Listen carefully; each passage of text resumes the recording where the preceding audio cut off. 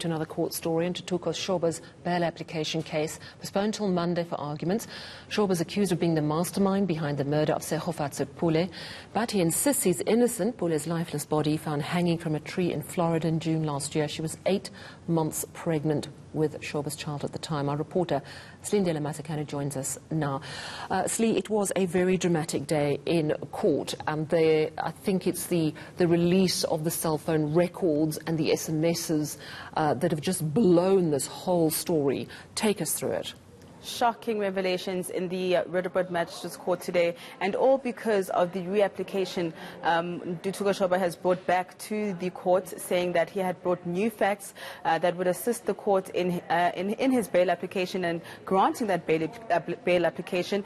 And that bizarre twist, Sally, was the fact that Shoba then brought these claims that during his time in detention, a detainee has come forward with information about how the hitman in this particular matter, Musgaise Malepane, was the one who was actually in a relationship with Pule, and they had had an argument, and that is what led to him possibly thinking he was not the father of the child, and in a jealous rage killed her.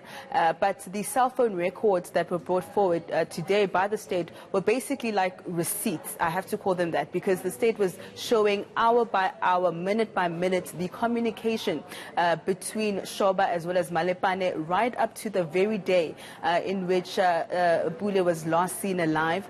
In fact, on that particular day, Shoba and Malepane, the hitman, had communicated 23 times. 11 times before Pule had arrived at Shoba's place, and at least 8 times while she was there. And there was also one more communication when Pule went into Malepane's car and basically went to her death. And so the state was proving today that Shoba's claims are a fabrication, and that the court should not even entertain them. And in fact, Shoba was warned before he brought forward this information that he was now opening a can of worms. He was now revealing his defense, whereas he should be actually revealing this information during his trial. But he forced the state's hand to reveal some of the evidence that they have against him. And the state has always maintained that, of course, they have a strong case against Shoba. One other revelation which was revealed today was the fact that Pule had actually been pregnant once before with Shoba's child, and it seemed she had been coerced into aborting it the first time, and she felt that this time she could not abort her child for a second time because she was so far along. But let's just take a listen to what the family had to say. I spoke to Tshegofatso's uncle, who of course has been devastated, and says the family is devastated by these latest revelations. As a family, it pains us to realize that the very same guy has actually cost us 3 lives in the family.